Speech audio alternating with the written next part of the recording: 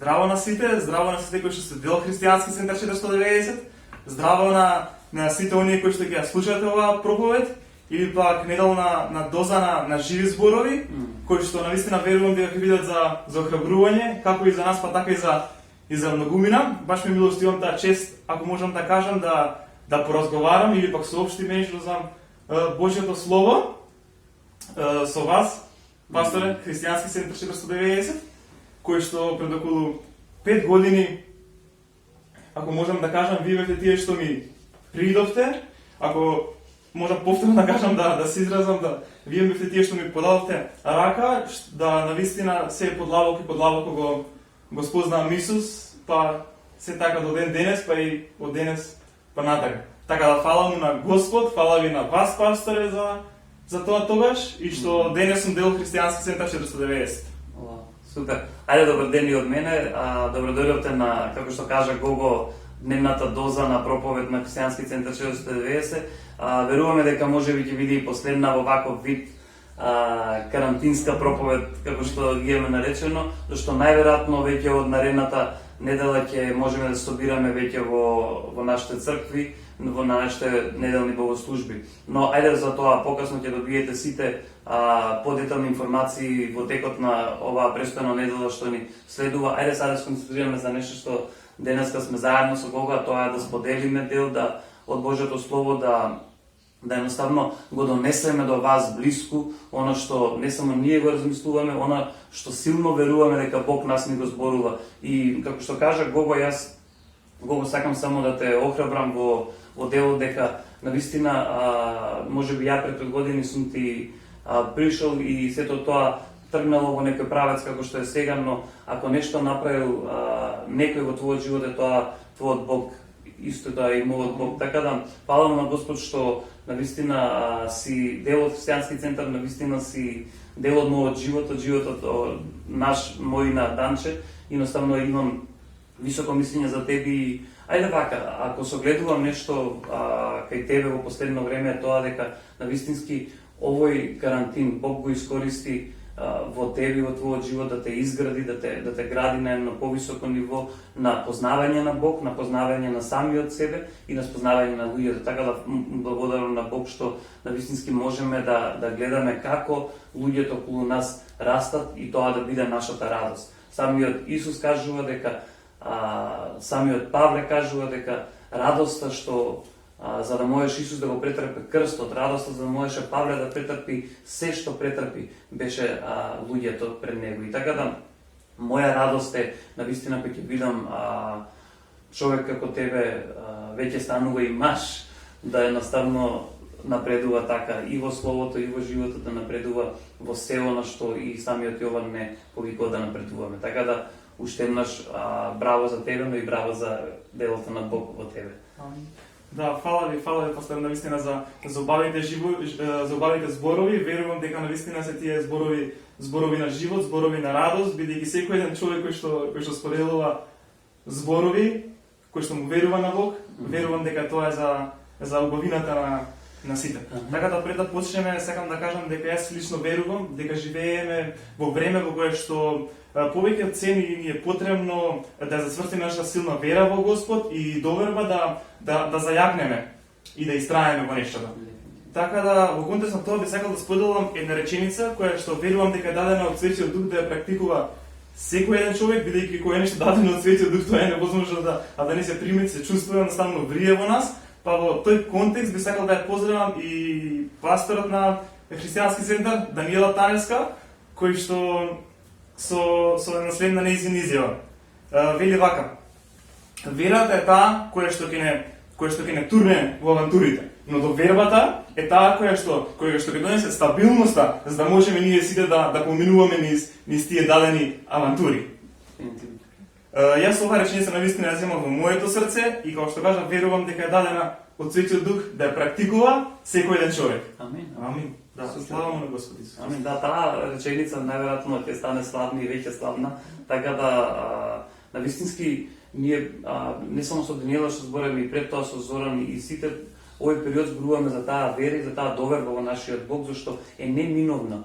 А како што неминовно е да го живееме нашиот живот по вера. Така да е неминовно да му се довериме на Бог и да видиме дека навистински кога нашата вера ја ставаме во Бог, кога нашите идеи ги ставаме во Бог, кога нашите мисли ги ставаме во Бог, дека неминовно довербата во Бог ќе расте и највеќе довербата се гледа кога нешто ќе видиме во нашиот живот исполнето, кога ќе му кажеме фала на нашиот Бог, тогаш ние согледуваме дека лека полека ни расте довербата и дека ако тоа е во општо во животот, кога на некој човек ќе му дадеш прилика да се докаже и кога ќе видиш дека тој човек се докажал, ти после стекнуваш доверба во истојот. Така да македонскиот народ можеби не одма стекнува доверба луѓето, на кој ќе стекне после тоа е цврсто, после тоа е непобедливо. И самиот Павле кажува за македонскиот народ дека кога влегол во Македонија, дека луѓето тоа што го правеле преку цел ден слушале и после го испитувале словото. И ја верувам дека поради тоа што го испитувале словото, го испитувале и самиот Павле. Што зборува, кај зборува, од каде иде, како му бил мотивот. И ние треба да ги испитуваме луѓето дефинитивно во контекст на мотивот на нештата, во контекст но не смееме никако да го правиме тоа во страв. Во страв дека некој ќе ни наштети, зашто ако знаеме дека Бог е на наша страна, тогаш пишува дека кој може да ви наштети кога е Бог на ваша страна. И така да довербата е една силна порака, една цврста порака на како да чекориме заедно со Бог. Тоа го Исус ги учеше апостолите на тоа, Исус ги учеше сите околу него на тоа не учи Исус нас денес преку Светиот Дух. Амин, да, фала му на Господ за тоа силно откровение, за таа силна вера што кога му веруваме на Христос, сета таа сила е едноставно просперирана и е дел од нашиот живот и сите ние ја живееме.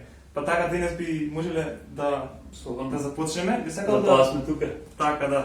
Би сакал да прочитам од првото послание на Јован во 5 глава, 4 и 5 стих.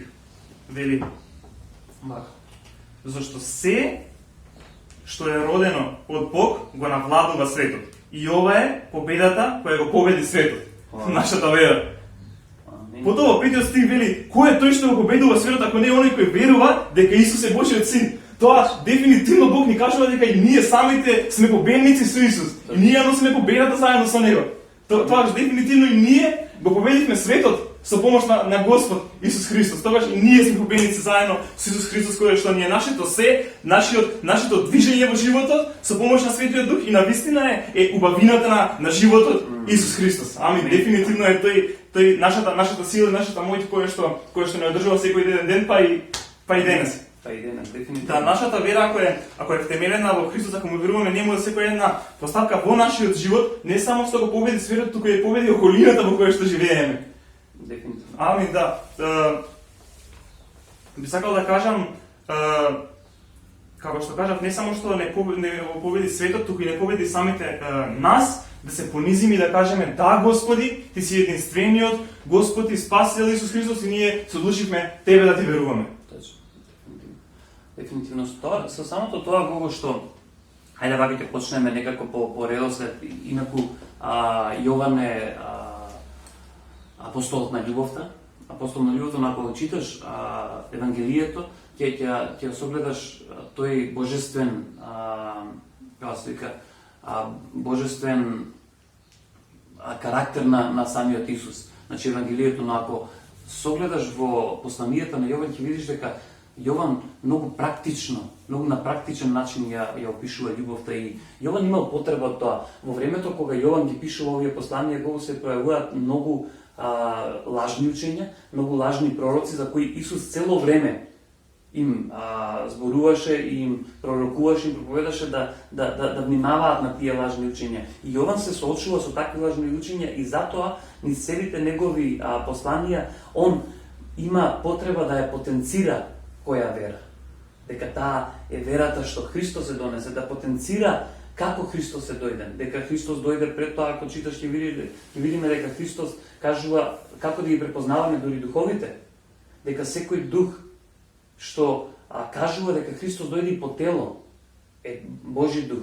А секој што го негира тоа, дека е демон и дека не треба да му се верува. И ако видиме, ќе видиме дека Јован што лежал на градите на Христос, што е разбрал, може би највеќе љубовта. И затоа може да пише ученикот кој беше највеќе љубен, но си го пишува за самиот себе тоа.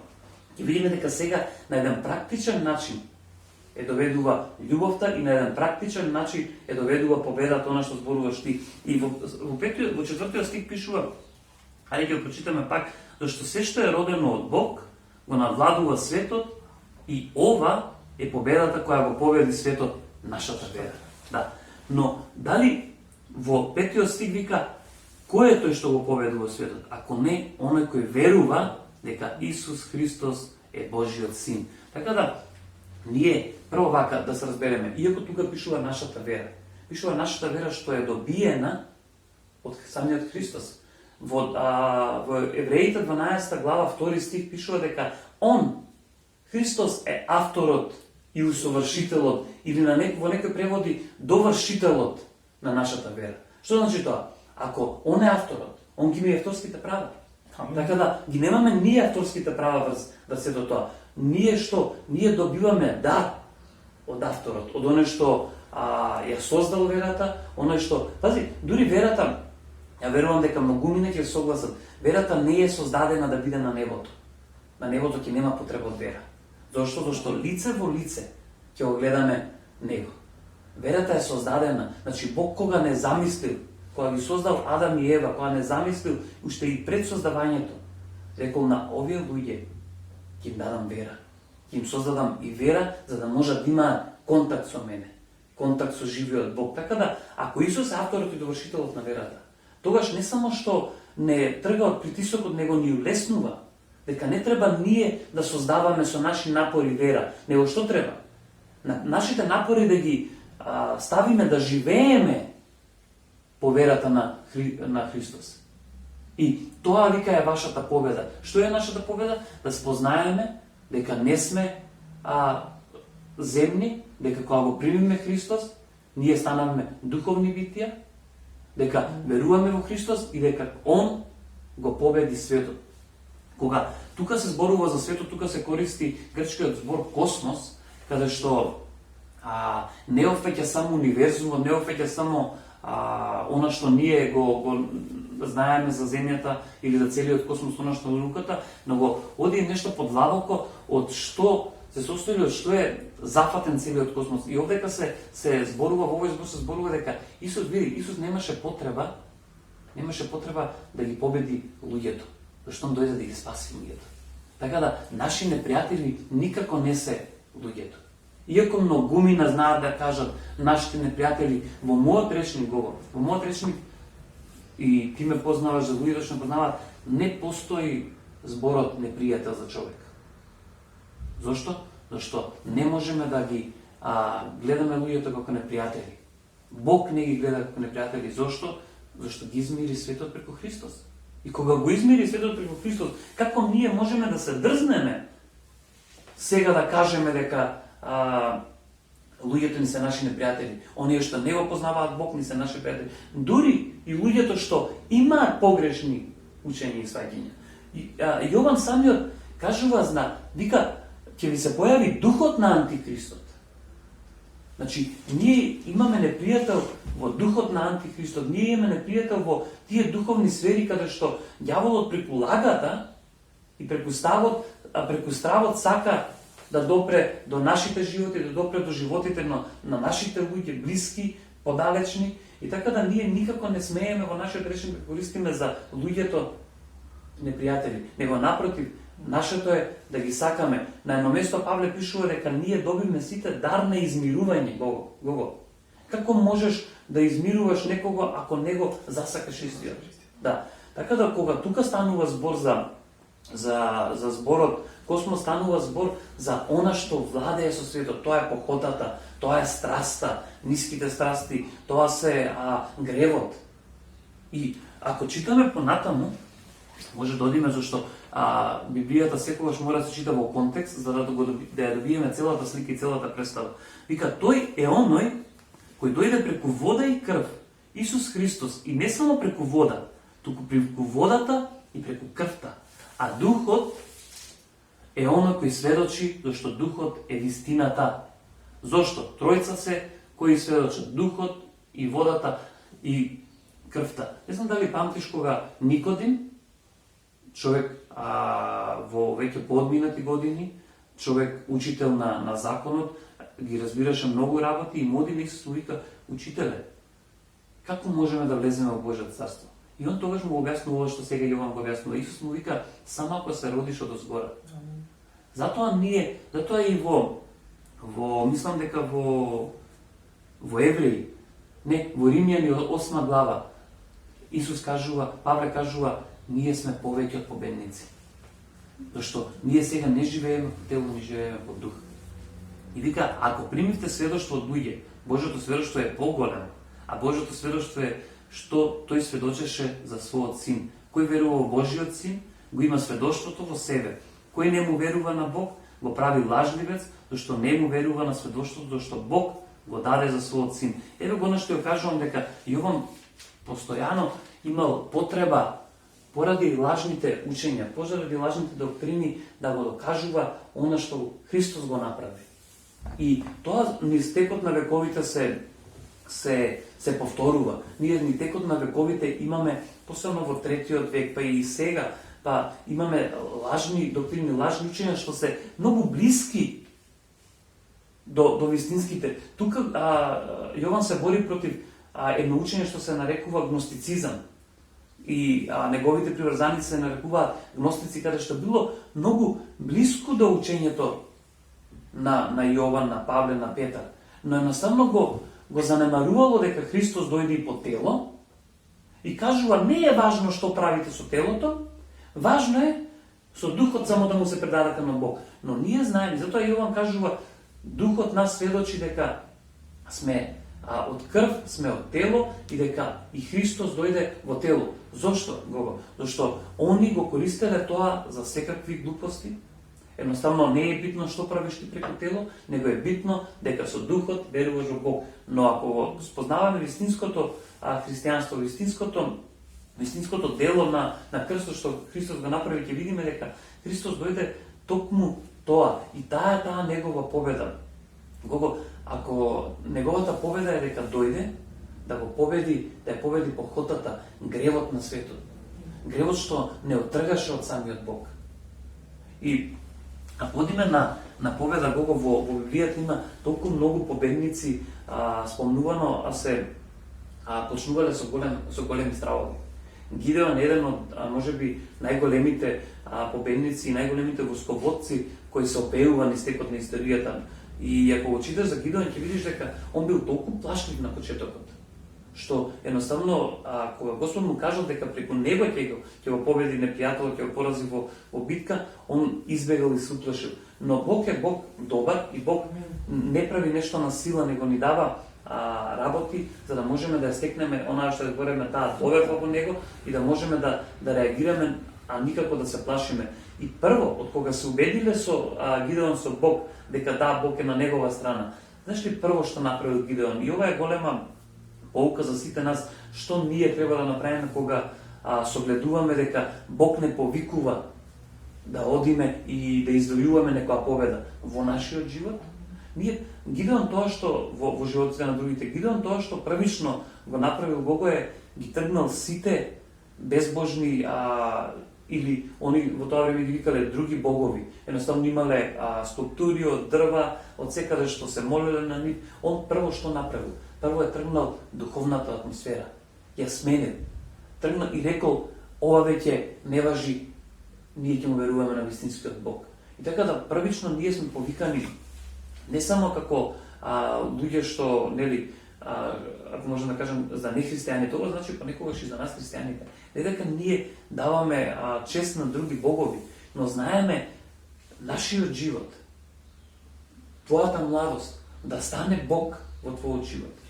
И Бог вика, дете, ќе не можеш да победиш на таков начин. Ајде, тргни ја таа судета.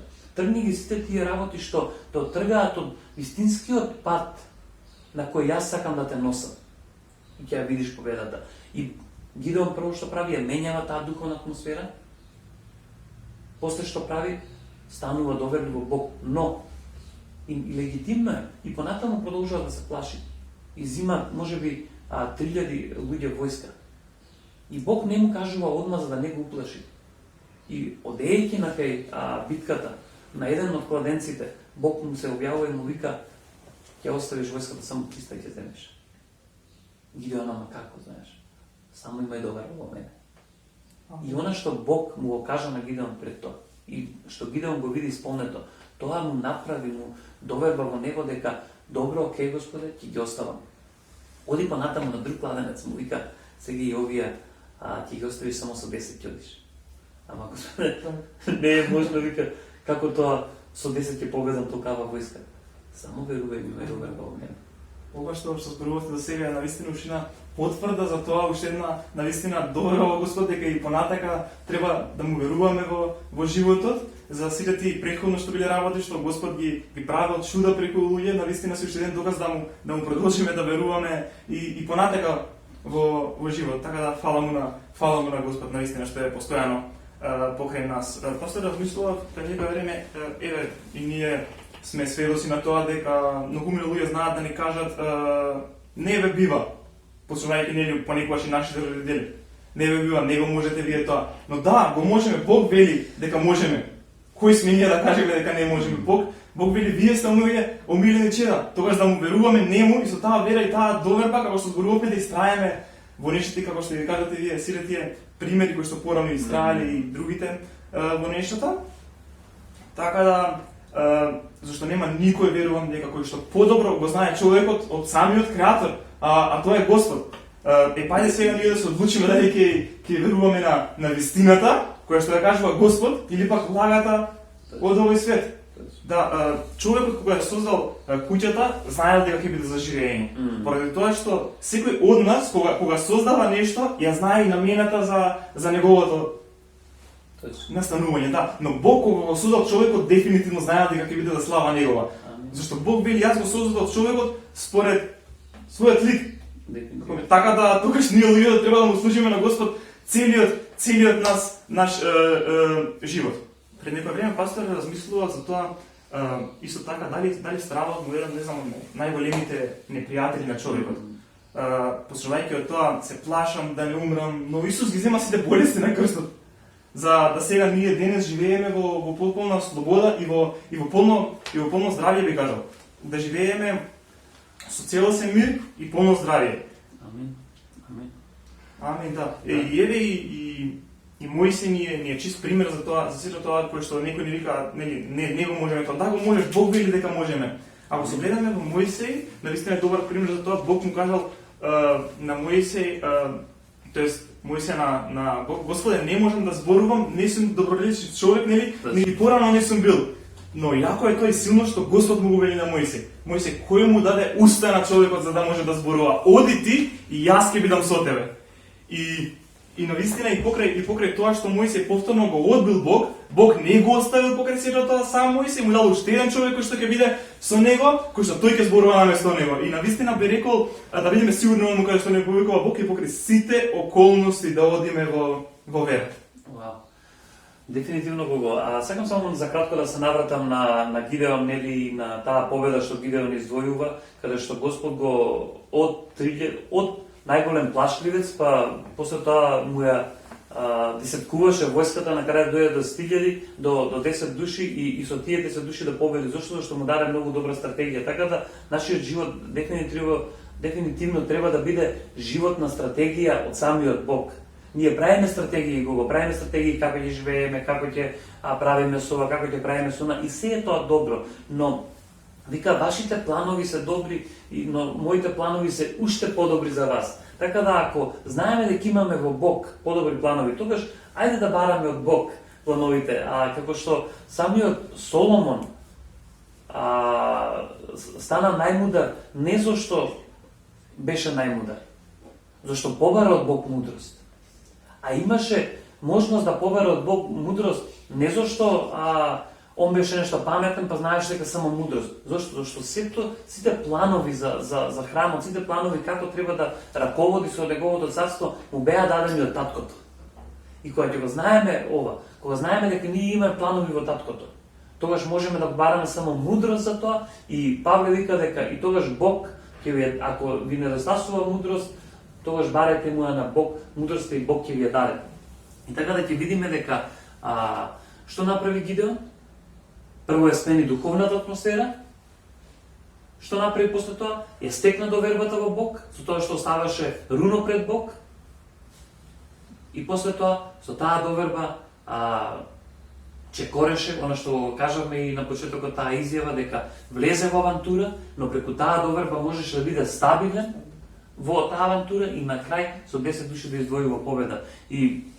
Но таа е само една од опеаните победи во Стариот Завет, или општо во Библијата, но најсилна опеана победа, главна опеана победа во Новиот Завет, во човештвото воопшто, е победата на Христос.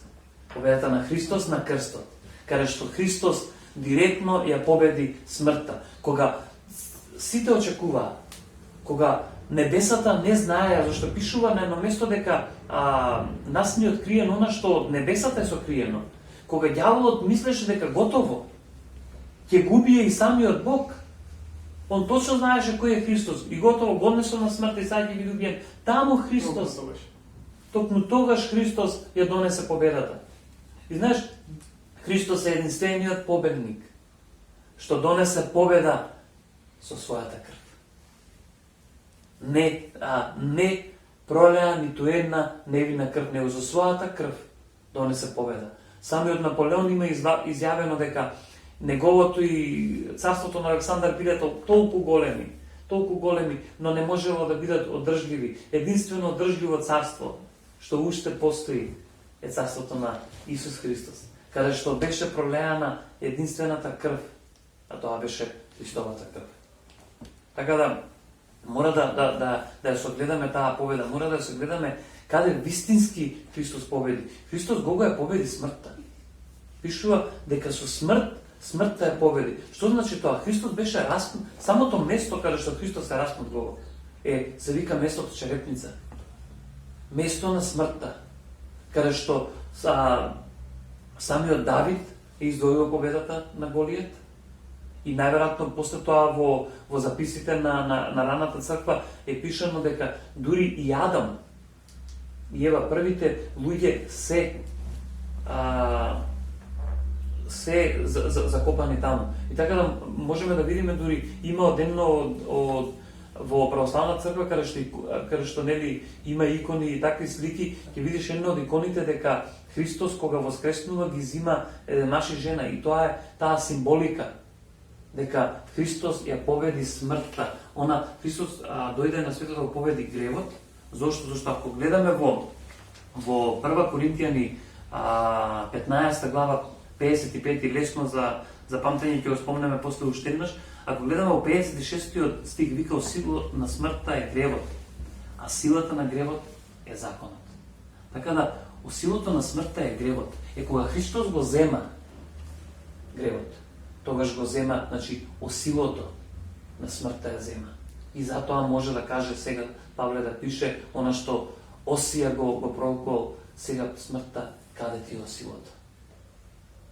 Сега немаш сила. Што значи тоа? Тоа значи дека кога ние ја прокламираме, кога ние ја се согласуваме со победата на Христос на крстот го, каде што после тоа воскресна и каде што вика се симна во долните предели на адот и таму проповедаше и со него понесе робје, а нас не остави дарови. Кога сето тоа ние го дознаваме во нашиот живот и силно веруваме, цврсто веруваме во сето тоа, ние дефинитивно можеме да бидеме наречени, како што и самиот Павле нарекува, повеќе од победници. Зошто? Зашто победуваме заедно со Христос. И смртта веќе нема сила, зашто ние се здобивме со вечен живот. Тоа што го прави Христос, тоа што го прави Христос во нас е она што само преминуваме.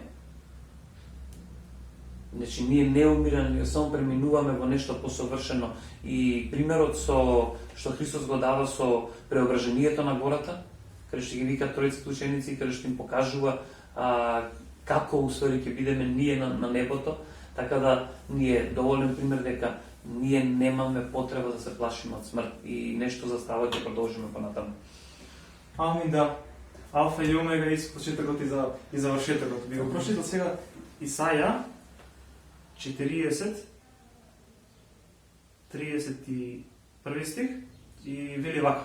А оние кои се надеваат на Господ, ќе обноват силата своја, ќе кренат крилја како орли, ќе трчат и нема да им биде тешко, ќе одат и нема да се уморат. Амин, да. Зборувавме за стравот, но Бог токму спротивното го вели за стравот, навистина да му веруваме на Креаторот наш и на убавината наша на нашиот живот. Тоа е Исус. Недавно, пасторе, гледав еден филм каде што таткото и своето дете се во шума на кампување и е темно и на мала прошетка се и детето му вели на својот татко: Тато, се плашам, страх ми дека е темно. Ама јако е тоа што го вели таткото на своето дете. Сине, види, добриот Господ поставил толку многу звезди на небесата само за мене и тебе да не ни биде страх, да не ни биде темно. Навистина, кога ќе ги погледнеме таквите примери, тие мали примери, а воено толку големи, за секој еден човек, навистина да би рекол да пораснеме од тие мали нешта, а толку многу големи. Да, кога го спомнува, кога само сакам да се надоврзам на еден мој пример личен, додека јас бев мал, имав страх од жаби. Не својсен страх, ама верувам дека во глубина тие кои ќе ги погледнеш не се баш мили за гледање жабите. И така да кога одев на ке дома, секогаш тук имаше наводички, знаеа да излегуваат жаби и мене беше страх. И она што го правев е ќе викнев од преку терасата по татко ми ќе се симнеше, ќе ме земеше во раце и ќе ме пренесеше. И во мене стравот се губеше. Но што согледувам сега, можам да кажам, кога мојот татко ќе ме гушна, тогаш одеше секој страх. Жабите беа тука пак, они постоеа, рипа, тие рипаат, може да рипаат и на тебе, но стравот се губи. Зошто? Зашто ја почнуваш да ја чувствуваш љубовта. И затоа Јован може да каже дека љубовта го изгонува секој страх. Ќе видиме ние дека темата за стравот, уствари, стравот е тема за љубовта. Знаеш, ние ги согледуваме нештата, ги разбираме нештата околу нас, но не им даваме толку значење, зашто не вреди да им дадеш толку значење. Ние треба да им дадеме значење на вистинските нешта, на нештата што се од небото. Самиот Павле вика: зборувајте за оние работи што се од небото, за оние работи што се честни, чисти, на добар збор, за такви нешта зборувајте. И така да, јас верувам дека во тој момент мене таа гушка ме топлела, таа љубов од таткото и тој страх си одел. Истото го прави тоа Господ за нас. Мора да бидеме свесни дека Бог не гушка и дека во неговата преградка секој страх си оди. Спомнавме татко и син, па би сакал да ги поздравам од нашата црква, од Христијански центар 490. Делку не гледа Николче Петровски, таткото на Андреј Петровски, и Андреј Петровски, неговиот син, навистина да тој пример кој што го пример се би кажал за татко и син, навистина таа сила која што ја има на сред славење, кога еден татко и своето дете го слават Господ, му даваат чест и слава на вистинскиот татко. Да, навистина ги поздравувам и навистина благодарност за нив и навистина фала му на Господ што ми го прилоши да го видам тој пример кај нив. Да, интересно е тоа што оној кој што ни вели не плаши се истиот, тој и не заштитува на самите. И во контекст на тоа би прочитал Ефешаните 6 глава. Само момент.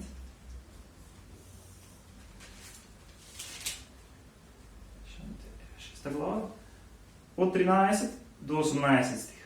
Затоа земете го сето Божјо оружје, за да може да се протиставите во лош ден и откако ќе свршите се, да се одржите. Затоа стоите цврсто, препашени со вистината преку половината, облечени во оклопот на праведноста и со нозе обуени со подготвеност за евангелието на мирот. А освен тоа, земете го штитот на верата, со кој што ќе можете да ги угаснете сите огнени стрели на злиот. Земете го и шлемот на спасението и духот и мечот на духот кој е Божјото слово. Амин. Навистина дека Бог ни кажува како ние не заштитува и како ние сме заштитени во Христос. Амин, да. И тука би кажал дека секоја стрела упатена кон нас луѓето или кои што луѓето му веруваат на Бог е непостоечка. Непостоечка во смисла на тоа што додека една стрела се става на лакот и додека пробуваат да не нападнат например некој нас, тогаш се случува да таа иста стрела биде и ја снемува. Едноставно ја снемува кога некој се обидува да не нападне нас. И навистина тоа е толку силно бидејќи тоа е од Господ и чудо се случува зашто Бог е Бог на чуда. И навистина би го кажал тоа дека кога лагот е стрелата ставена на лагот, некој се обидува да не нападне нас, кога ја снемува таа стрела, што се случува отпосле? Што следи потоа? Обтегнување на лагот од стрелата, пуштање на стрелата, кога нема стрела, сакам да кажам дека е залудно. И тоа се случува кога Бог е со нас и кога Бог нас не заштитува. Бого, нели пред да навлеземе во темата на кога веќе ни кажува Господ не плашите, дефинитивно Бог дава опција како да не се плашиме. И таа опција е љубовта, таа опција е сето она што ние сме го примиле од Бог, а тоа е тоа оружје што Павле ќе објасниме понатаму, зашто Павле го објаснува на таков начин тоа оружје, некој се работи за духовно оружје. А он зима само еден римски војник за пример како тоа треба да изгледа. Има многу стравови во светот и стравовите понекогаш знаат дури да го движат светот и ние тоа во овој период со коронавирусот, со овој карантин го видовме многу страв, многу паника во луѓето и во многумина тој страв беше и реален, нормален, зашто ние никогаш можеби допред тоа не сочиме со некој да ни брои мртви на телевизија. И знаеш, кога ќе ти брои некој мртви на телевизија, тогаш веќе знае да те фати паника, лелепа, што е со мојот живот и најголема страв. Значи тоа го има и многу анкети, покажано најголемиот страв е стравот од смртта. И затоа е многу добро црквата да го донесе тој момент дека смртта е победена, дека во Христос ние живееме вечно, дека тој страв сега во нас не треба да биде воопшто присутен. И ја повикувам на секој еден да размислува на Божјата љубов, за да може секој страв да се оди. Во Божјата љубов ние согледуваме колку сме љубени. Она што во многумина е страв. Страв дали сум љубен од некого, дали сум љубен од моите, дали сум љубен од околината. Тоа е исто голем страв. Втор страв е земен страв од летање. И е нормален страв кога некој ќе да качи на височина нешто што можеби е за птиците природно, нормално ти да го имаш страв, но и таму само преку доверба во Бог можеш да немаш страв. Инаку сето тоа би било, сето тоа би било би допринело паника. Самите луѓе имаат страв да легнат. Ја се навраќам на мојата баба каде што памтам дека на секој легнување она се молеше, но сега кога гледам, она не се молеше само за другите и едноставно да му благодари на Бог, него имаше страв во неа дали утре ќе се разбуди. И науката кажува дека самото спиење е делимична смрт, половична смрт, значи зашто сите органи едноставно нивната функција до толку се намалува, што е незначителна и затоа нашето спиење и нашето секое станување утре покажува на воскресението на Христос.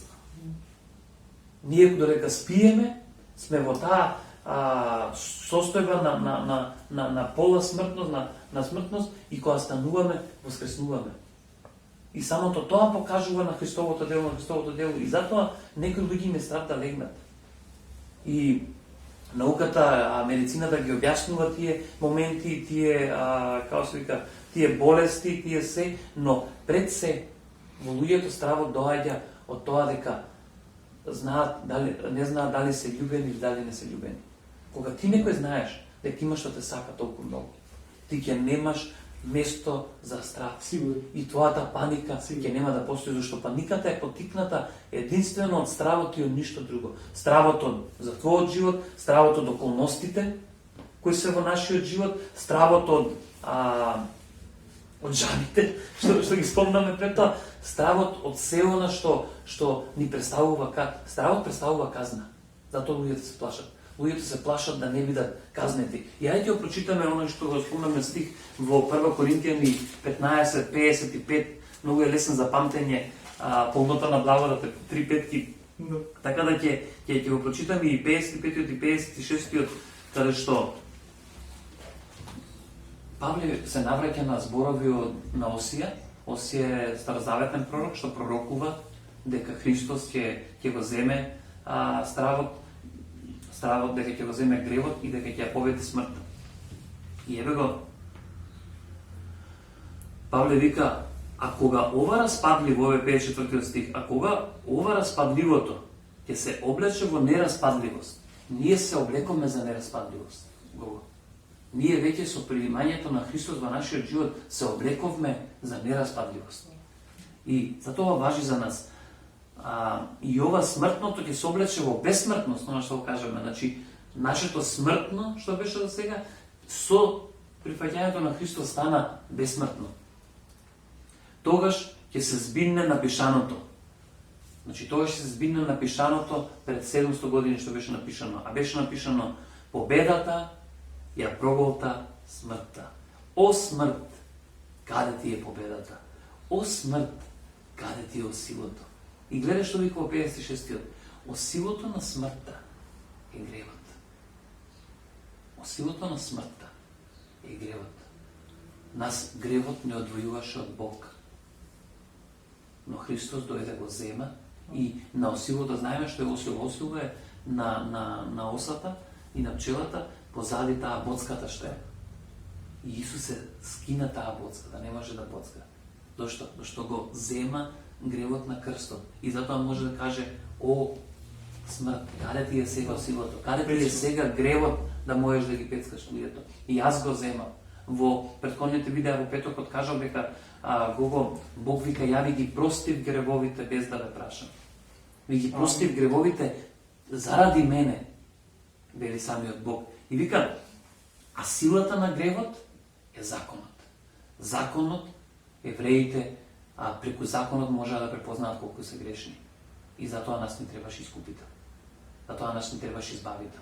Затоа нас не требаше победник, што ги победи со неговата собствена крв. За ние да не се навраќаме на законот, него ние сега да живееме живот во љубов. Живот во љубов без страв.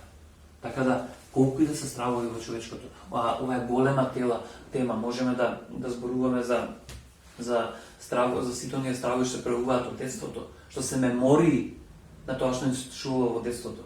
За сите стравови што не се наши, него што се наметнати од околностите, наметнати од околината, наметнати од блиските луѓе околу нас. Можеме да зборуваме за сите тие стравови од темнината, но ние кога знаеме дека живееме во светлина, тогаш зошто би се плашеле од темнината? Да. Нека тоа остане само за филмовите, додека ја растев имаше еден филм се плашеле од темнината.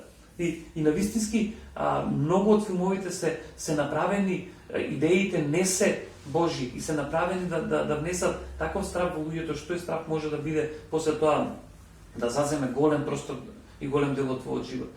Така да, ако со нешто треба да се бавиме, да ја испитуваме љубовта, да ја согледуваме љубовта, да ја живееме љубовта, и на таков начин ќе нема место за страх и ќе нема место за паника.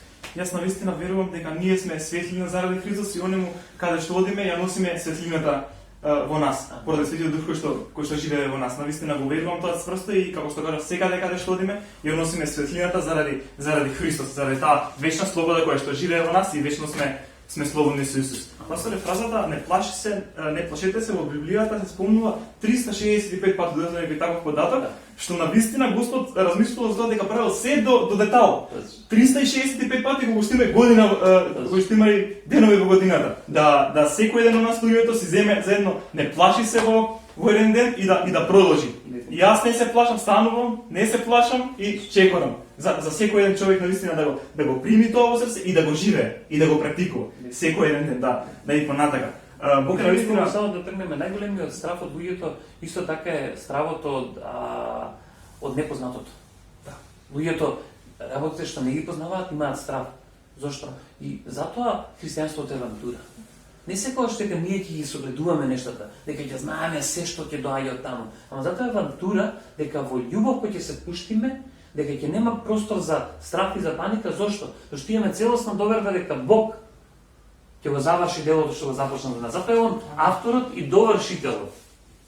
Усовршителот и на некој место пишува довршителот на нашата вера. Така да, наместо да влеземе со страв во непознатото, со страв во работите, страв од иднината, ние да влеземе потполно сигурни и безбедни дека Бог ќе не носи ни сега. Да нагнуваме во вистината. Амин. Да, амин, да. Дедо ми честопите знае да се замисли и да ми каже: види го, Ранчо, Господ се убаво се создал, абе до нас, луѓето е. И кој ќе се гледаме до некаде, навистина е тоа така и навистина би рекол да застанеме, да му благодариме на Бог за животот и за убавите нешта кои навистина тој не ги дали, тој вели јас се ви дадов за побожност. Амин. Да, амин, да. Токму така и последниот збор во Библијата е амин и би кажал навистина амин. Дефинитивно амин, да.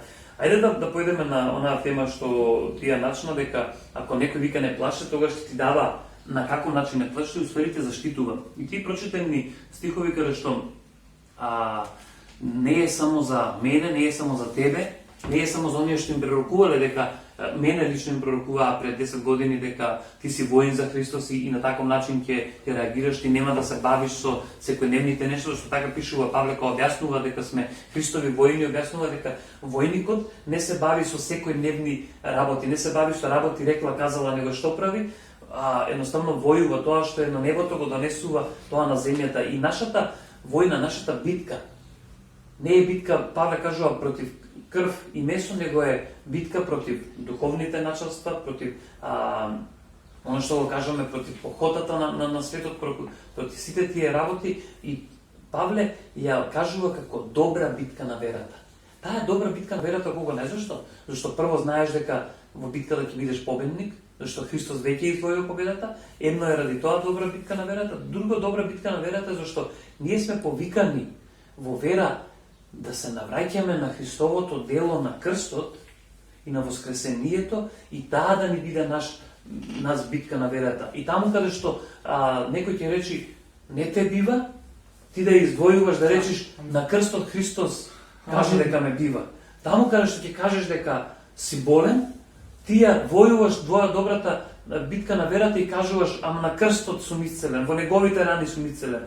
Таа е таа добра битка на верата. Да, а не ние дека треба сега да земеме меч, како што мислеа и самите апостоли, и дека треба, не знам, колку да исколиме, како Илија што направи, што ги Илија пророкот ги искла, не знам колку свештеници таму, па тогаш, после тоа толку се уплаши, па што Бог мораше да реагира и да ги земе, да го земе без да искуси смрт, да го земе на небото. Така да, нашата битка е добрата битка на верата, но како секој војник, Бог нас не оспособил со оружје. И она ти што го читаше, сакам да го да одиме поред, за да видиме што сето тоа значи оружје за нас. И нели, Павле вика, најпосле бидете силни во Господ и во силата на неговата моќ. Не вика бидете силни вие. Вика бидете силни во Бог и во неговата моќ. Облечете се во сето Божјо оружје, за да можете да устоите на лукавствата на ѓаволот. Знаеш, кога ти си млад дечко, да кажам престарен, ама најверојатно имам дупло години од тебе, и зашто го кажувам ова? Јован на едно место кажува дека ви зборувам вам млади, што ја спознавте победата врз лукавиот. Така да, ти си сега млад и ти сега ја спознаваш сета таа победа и саќаш дека да, ние го победивме лукавиот, ние ликуваме врз него. И таа е таа победа што е. И држи ја таа победа и за понатаму. И држи ја таа победа за понатаму. Немој да папсуваш во разбирањето, во делувањето на таа победа. Не напротив, држи ја. И сега каде што одиш, со таков жар како што и сега зборуваш, продолжи да го правиш тоа. Продолжи да ја промовираш победата на Христос. Зашто нашата борба, еве го што го зборувам, не е против крв и месо, туку против управителите, против властите, против световните мрачни сили на овој свет, против духовните сили на злото на небесата. Затоа, земете го сето Божјо оружје. Не вика земете само нешто. Не вика земете само мечот на Словото, или само штитот на верата, или само препашајте се со вистината. Не вика земете го сето Божјо оружје. За да можете да се противставите во лош ден и откако ќе свршите се, да се одржите. Вика во лош ден. Не зашто? Зашто Богого ние во добар ден дури забораваме дека ни треба оружје, дека сме нападнати. Дури забораваме понекогаш и да се радуваме што ни е добро, па мислиме дека така треба и да биде. Но еве го сега, овој период го разбираме како лош ден. И сега сме свесни дека сме наоружани и дека на таков начин треба да реагираме. Вика, затоа стоите цврсто препашани со вистината преку половината. Појасот што го ставале, овдека Павле, додека го пишува Ефесјаните, Гого е во затвор во Рим. И оттаму го пишува писмото на Ефесјаните и најверојатно Павле гледа еден војник пред него чуда стража и му доаѓа идеја да го пише се това. И така да, овдека кога Павле објаснува за духовното оружје, го објаснува како еден римски војник бил во тоа време наоружен, зашто римјаните во тоа време го имале совршениот начин на како треба да бидат наоружани. И викам, зошто појасот на вистината го? Кога ќе спознаеш вистината, вика вистината ќе те ослободи. И Бог вика го презре срамот на крстот со неговата вистина. Така да, појас се става за да не ни падне нашата облека, да не ни паднат гајките, за да бидеме посрамотени. Затоа ние ставаме појас за да бидеме цврсто стабилни на носе во вистината и да не можеме да се посрамотиме. После тоа, дефинитивно. После тоа кажува облечени во оклопот на праведноста. Значи Исус на едно место им вика вашиот веш е прљав веш, вашата праведност е како прљав веш. После тоа во Откровение ни кажува дека ние ќе бидеме облечени во облеката на праведноста. И затоа овдека е земен оклопот на праведноста. Така да ние сме облечени во оклопот на праведноста. Праведноста тоа дека Христос нас не направи праведни. И тој оклоп не бил обичен оклоп. Значи истиот тој оклоп, како и штитот што бил непробоен, истиот и тој оклоп бил непробоен. Така да праведноста не штити од нападот на лукавиот. Што продолжува понатаму? И со нозе обуени со подготвено за Евангелието на мирот. На секогаш нозете треба да ни бидат обуени со Евангелието на мирот. Што значи тоа? Секогаш треба да бидеме во акција. Знаеш, не знам дали знаеш, и до ден денес, тука ни се Ана и Данчи, они ги знаат, има едни сандали што се викаат римјанки. Да, и тие се многу лесни сандали, каде што, но исто така се врзуваат до горе на ногата. Зошто? За да бидеш спремен ако треба и да трчаш, да бидеш спремен ако треба да влезеш во борба. Така да, Евангелието е така, Евангелието или нозете на Евангелието е секогаш спремен да му донесеш на човекот добрата вест. Да тоа го споредува со обувки Евангелието. Друго што кажува после?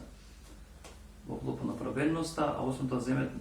Нели, после тоа вика, а освен тоа земете го штитот на верата, со кој ќе можете да ги угаснете сите огнени стрели на злиот. И ова е многу интересна представа, зашто римјаните го имале огромни штитови, каде што со мало навенување може да се покрие цел. И мирна стрела да не го удри. А сега што е работата го со штитот? Римјаните имале најдобра тактика со штитовите. И таа тактика им се викала желка, каде што они, значи ние сме повикани ова да го имаме како единки. Но најдобро ќе функционира во група, а тоа е црквата. Така да ние сме повикани и римјаните што правеле? Римјаните застанувале сите во редови, во еден ред вака и во 4 позади и штитовите ги ставале напред и горе. И така да правеле желка да не може никаква стрела да помине. Затоа нашиот повик е да не војуваме сами. Нашиот повик е да војуваме заедно со црквата. Да бидеме дел од црква и така ќе бидеме најзаштитени. И тие штитови биле огромни и навистина Римската империја станала толку голема зашто ги имале сите овие работи. На кои Павле само дава, како се вика, дава споредба за тоа како да е нашето огнено оружје. И еве ќе дојдеме до крајот каде што повеќето од овие оружја се дефанзивни. И еве го сега што е нашата офанзива. Знаеш, христијанството не е повикано да биде само дефанзивно. Ние дефинитивно знаеме да се повлечеме ради доброто на другите. Но во исто време знаеме и мораме да нападнеме со што? Со добрата вест, со љубовта. И на крај вика, земете го и шлемот на спасението и мечот на духот кој е Божјото слово. Шлемот на спасението го е спасението секогаш ќе не штити од нашите мисли.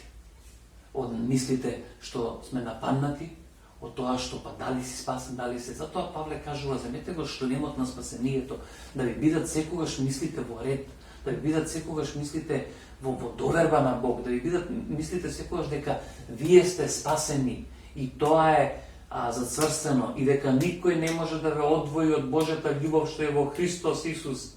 Така да затоа Павле вика шлемот на спасението. Секогаш бидете сигурни дека сте спасени и тоа нека биде вашиот штит на сите мисли. И на крај кажува мечот на словото. Со мечот се напаѓа. Ако се тоа беше за дефанзива. Да. И мечот на римјаните кој го знаев и самиот латински збор, мислам дека нешто беше гладиус. Да, мечот на римјаните гладиус и тој меч, за разлика од сите други мечови што ги правеле долги, свиткани се, овој е краток меч. Овој гладиус е краток меч, некаде околу 45 сантими, свесно е направен така за да може да победуваат во блиска борба. И затоа Павле го зима тој за пример.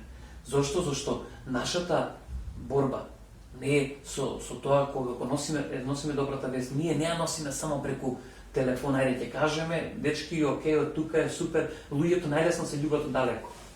Ама ние сме повикани да ги љубиме од близко. Да ги љубиме, да ги гледаме, да ги согледуваме, да поминуваме низ нас нивните маки. И затоа мечот на словото е тоа што можеме да нападнеме во блиска борба. Што со обувките на Евангелието да појдеш, да направиш, ако ти рече некој километар, ти да изложиш и два со него. Зошто? За да бидеш поблиско, да му го објасниш Евангелието, да му го кажеш Евангелието. Исус кога воскресна, со двајца одеше, мислам дека околу 40 на километри и им објаснуваше се од создавањето на светот. Значи толку сакаше таа близина, постојано ги повикуваше на близкост. Така да, што било карактеристично за мечот, за Гладиус мечот многу?